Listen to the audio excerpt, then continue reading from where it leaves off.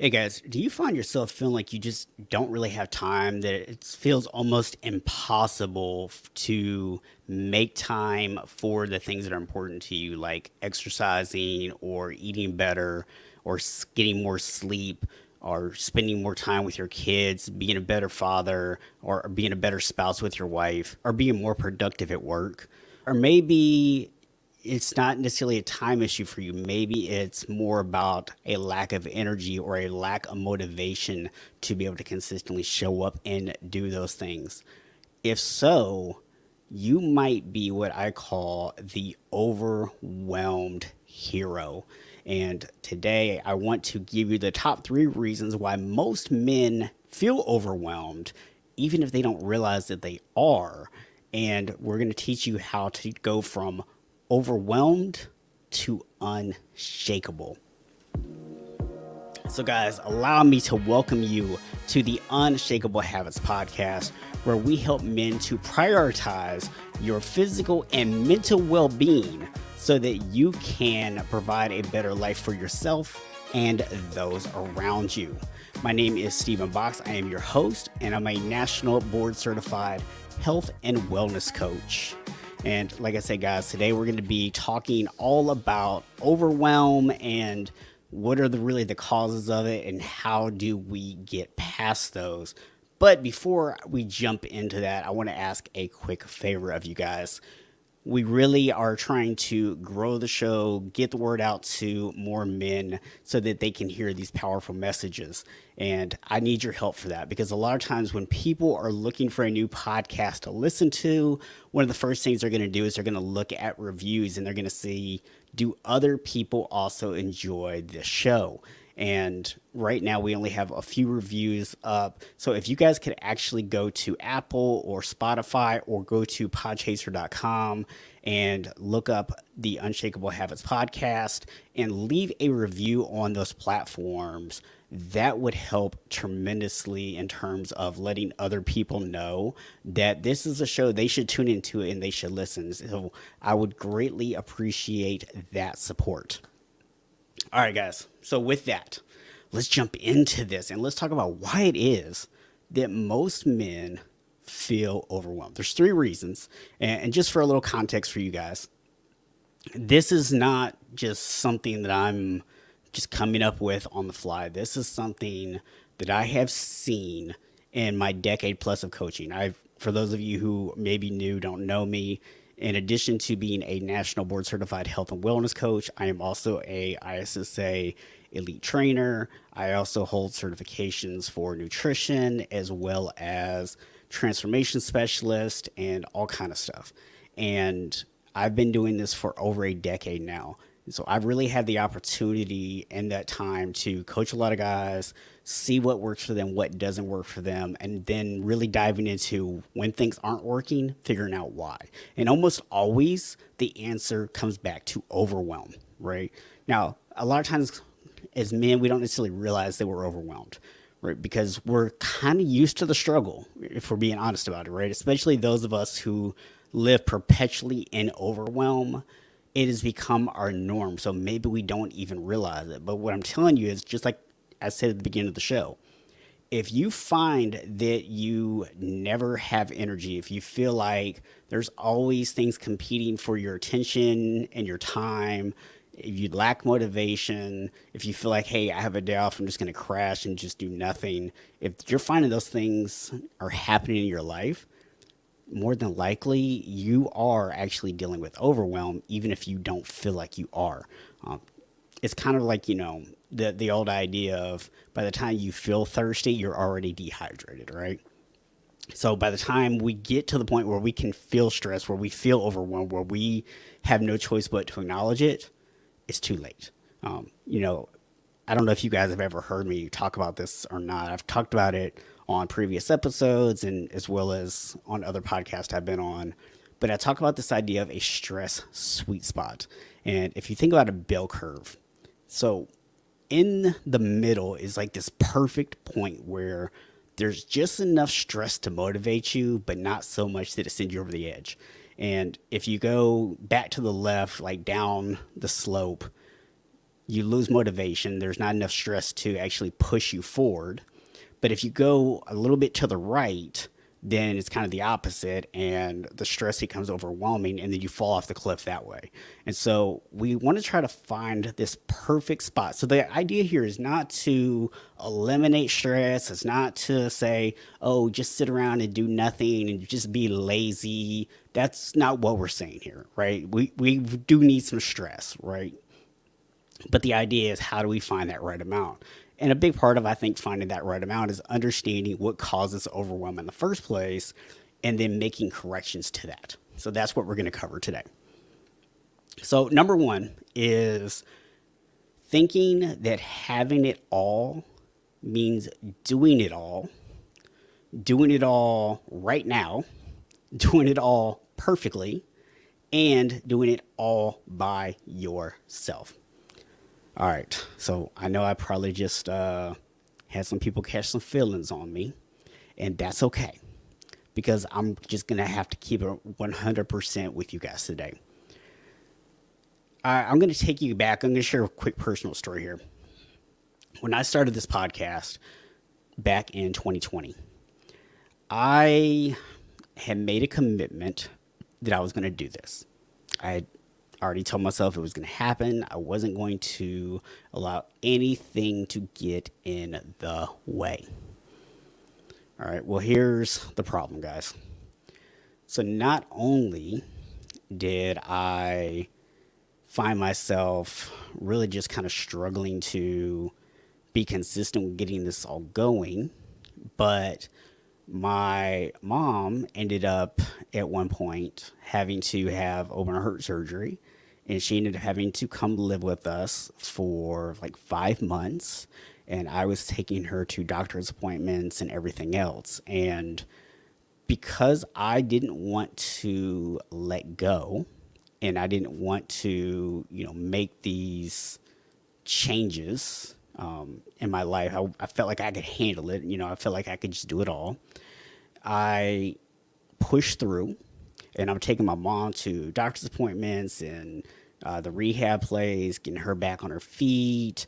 And, that was a stressful situation to begin with, right? I mean, any of you who have ever had a parent move in with you, you know how stressful that situation can be. You love them, but you forget, like, it's not as rosy as people might think, right? If you've never had that experience, just trust me, it is always going to be a challenge, because especially, if you're a little bit older, you probably haven't lived at home in 20, 30, whatever years. And so it can become difficult, right? So my mom is here. We're kind of, butting heads a little bit and trying to kind of adapt each other and figuring out this new situation. I've got this podcast I'm trying to do, and I'm a one-man show at this point. I'm doing all the pre-interview stuff. I'm doing all the calls. I'm recording the interviews. I'm editing the interviews. I'm posting the interviews. I'm doing all this stuff. And this is on top of, I'm still running my coaching business, right? I'm still trying to do that. I'm still trying to make time to exercise. I'm still trying to make time for my wife and not just become a horrible husband. And I mean, thank goodness we don't have kids, because I don't even know what would have happened then. But the reality is, guys, even though I was kind of getting through it, even though it felt like I was pushing through, there's two valuable things that I learned. Number one is, by the time we got my mom back home, back in Florida, and I had an opportunity to kind of sit back, get all these episodes out, take a break, I was absolutely exhausted. I remember taking a break and saying, it's just going to be to the new year. I'm just going to take November and December off, recharge, and come back in January ready to go. It literally took me to July of the next year to relaunch the podcast, guys. That's how just absolutely depleted I was, that it took me that long to really even feel the desire to start doing this again. So podcast almost died. right? Which is why I need your guys' review. So again, please go do that. But the thing is, not only was that the after effect, but I go back and I watch some of those videos, and you can see it on my face. I am absolutely exhausted, just physically exhausted. And I'm trying to do all these extra things and I'm trying to, still get my workouts and stuff in. But at that point, my workouts were probably causing more harm than good because I was adding that extra stress onto my life, right? I wasn't adapting my workouts the right way because I felt like I still need to do my full workout. I still need to go do all that, right? So I had this idea that I had to do it all. I had to do it all perfectly. I had to do it right now, couldn't wait. And I had to, of course, do it all by myself because, I'm a man and that's what we do, right? So I found myself in that situation. And it's not unlike what I see a lot of my clients deal with, right? Where they feel that they have to go and do all these things on their own. And I've had people who they're signing up for coaching, they're paying me for coaching. Things happen, they get completely off track, and I'm having to reach out to them and be like, hey, I haven't heard from you in a few weeks. What's going on? And they're not even reaching out for help. Why? Because as men, we have been programmed by society to think we're supposed to be the problem solvers. We're supposed to figure it out.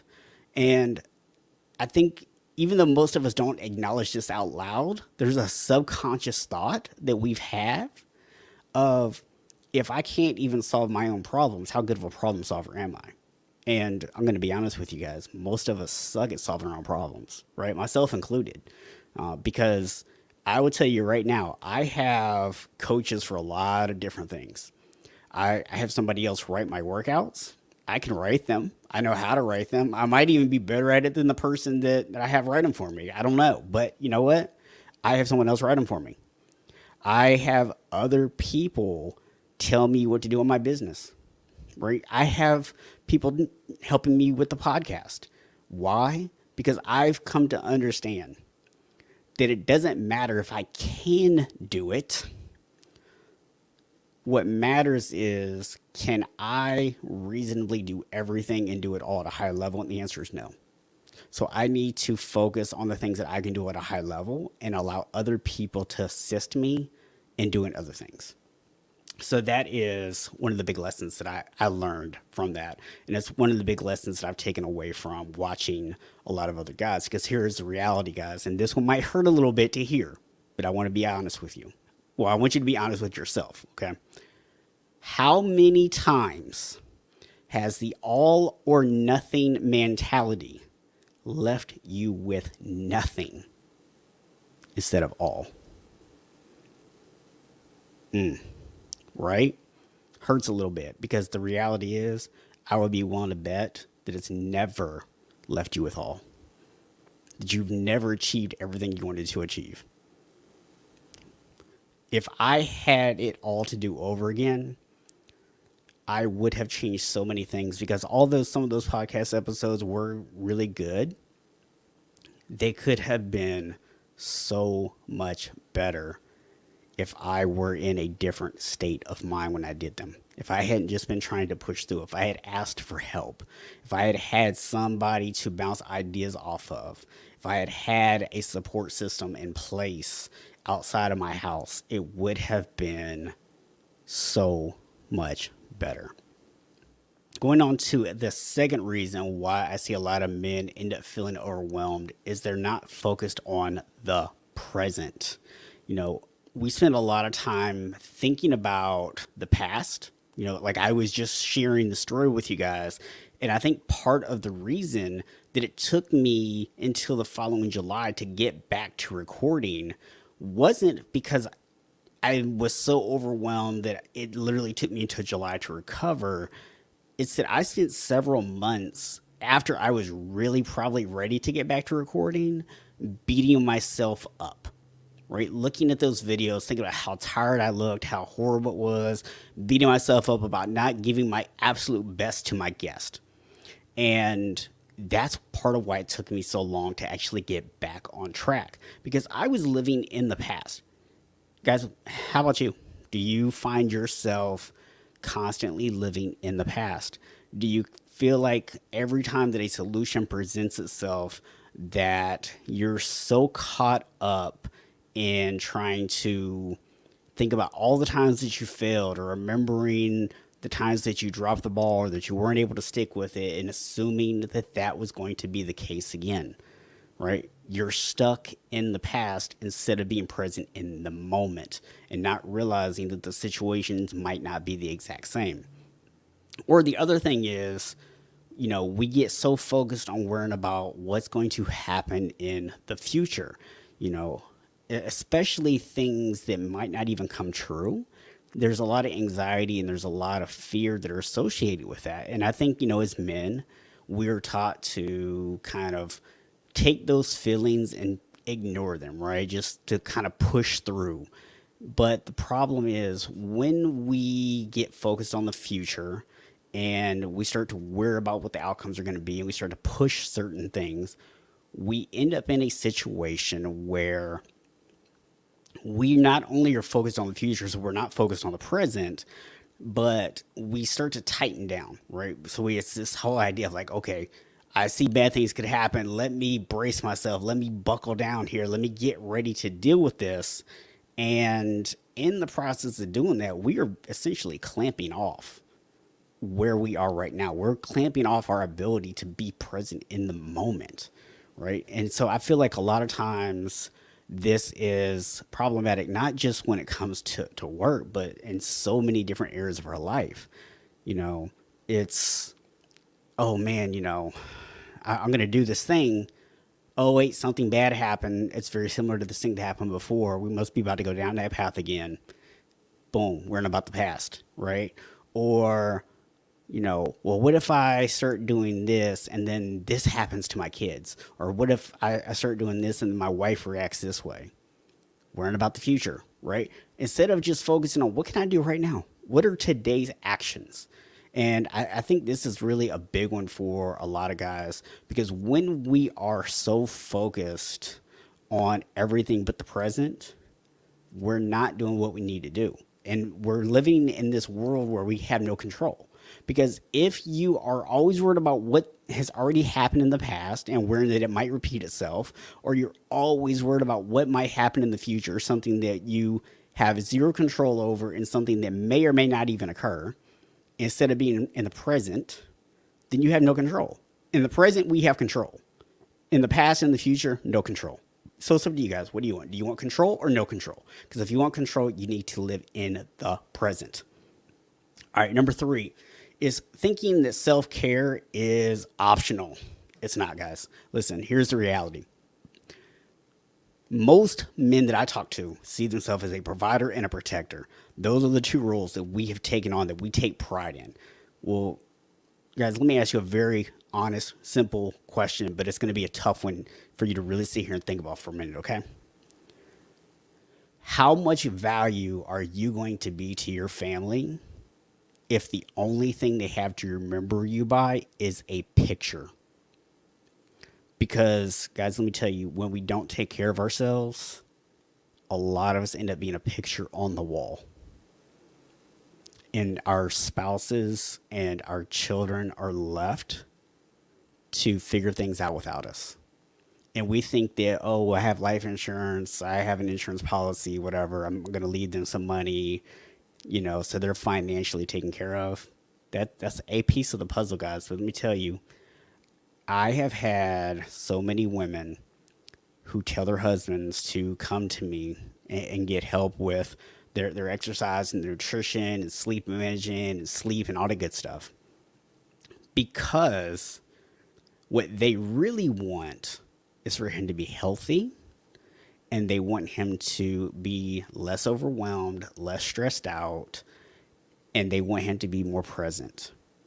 It's not about the money, and it's not about your positions at work and all that stuff. I get it. As men, we take a lot of pride in those things. And I'm not saying that there's anything wrong with wanting to have a certain title or make a certain amount of money. I'm not at all saying there's anything wrong with that. What I'm telling you is that most of the time, what our family wants is us.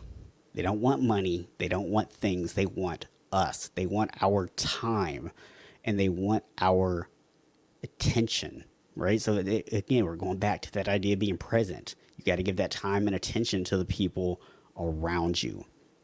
So those really, guys, are the three big things that I see that cause overwhelm, right? So when you stop and think about it, I'm going to recap them for you here. So number one is thinking that having it all means doing it all right now, doing it all perfectly, and doing it all by yourself.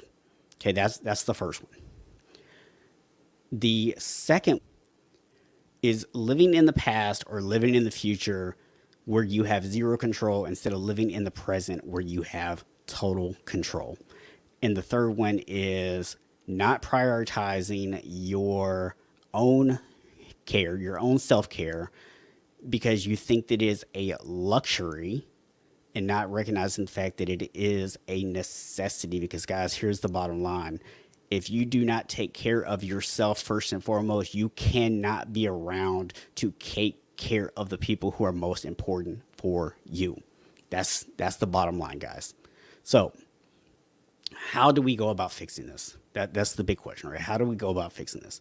So number one is get rid of the all or nothing mentality, right? Start to figure out what is actually important to you. What are your values? What are your identities? What are your priorities? And really figure out, how do I get down to the things that are truly important to me and focus just on those, and stop trying to do everything. Stop trying to be perfect. Accept the fact that there's going to be a learning curve, that you're going to make mistakes, that these things are going to happen. But even outside of just recognizing that perfection is not necessary, understanding that there's going to be growing pains and all the other stuff, it really ultimately comes down to putting less on your plate in the first place and understanding that you need to have a clear vision of what is important to you. Okay, so that's number one. Number two is being present, right? So how do we fix that? How do we become more present? How do we get out of the past? How do we get out of the future? And how do we get more present? And the answer is by focusing on the things that we can control. This is all about discipline, guys, right? It's about having that consistency.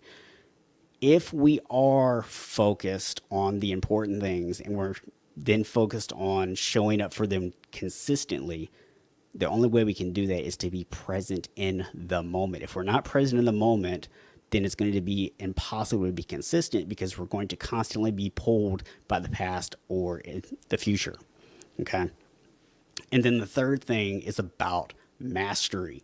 So when, we talk about this idea of self-care being something that is not optional, it is not a luxury, that it is in fact a necessity. Understanding that you can't go from 0 to 100. You can't just suddenly start exercising an hour a day, taking time to meal prep, cook all your foods, getting more sleep, managing your stress, being the best husband and father in the world. You can't go and do all that in 1 week, right? It's not going to happen. Matter of fact, guys, I'm going to tell you right now, you're not going to do it in 30 days, right? At least not perfectly. Like, you can make a lot of progress in 30 days, but you're not going to make all of it happen in a 30-day window. So when you start looking at these things, understand that mastery comes into play here. And when I talk about mastery, what I'm really talking about is this idea of appreciating the process. It's this idea of accepting that I need to work and I need to get better at what I'm doing.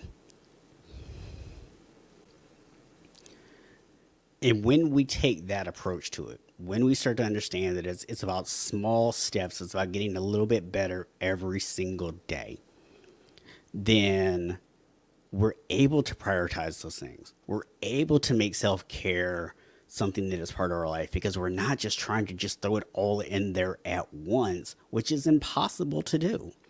And again, that ties back to me to that second thing about being present, right? Because that's where discipline comes from. Mastery comes after discipline. First, we need to get consistent, then we can get better, right? That's how it works. So it's vision first, because vision is about understanding where we want to go with this. Discipline comes next because you need to be able to show up. You need to be present in the moment. You need to be consistent. And then once you've started showing up consistently, now we can actually focus on getting better. So that's the three parts, guys. That is the three things that are causing overwhelm and the three things that are going to help you to get out of overwhelm. Now, I know those can be a little bit challenging. So if you find yourself feeling like, hey, this is me, this is exactly what I need, I love the sound of this, but I need help with it, go to unshakablehabits.com, click on the roadmap call button at the top, and schedule a free call with me. And let's talk about it. And I will show you how I can actually help you and how my programs have actually helped men just like you to go from being overwhelmed to unshakable so that you can become the unshakable hero in your life and create a better life for yourself and those around you. So guys, I really appreciate you tuning in this week. And again, if you would, please go and leave that review either on Apple, Spotify, or on podchaser.com. I would greatly appreciate it. And as always, I want to remind you that while none of us are born unshakable, we can all become unshakable. Thank you for listening to the Unshakable Habits podcast with Coach Stephen Bucks. Be sure to hit the subscribe button and help us spread the word by sharing the podcast with other men. If you're ready to create unshakable habits, you can learn more and connect with us at unshakablehabits.com.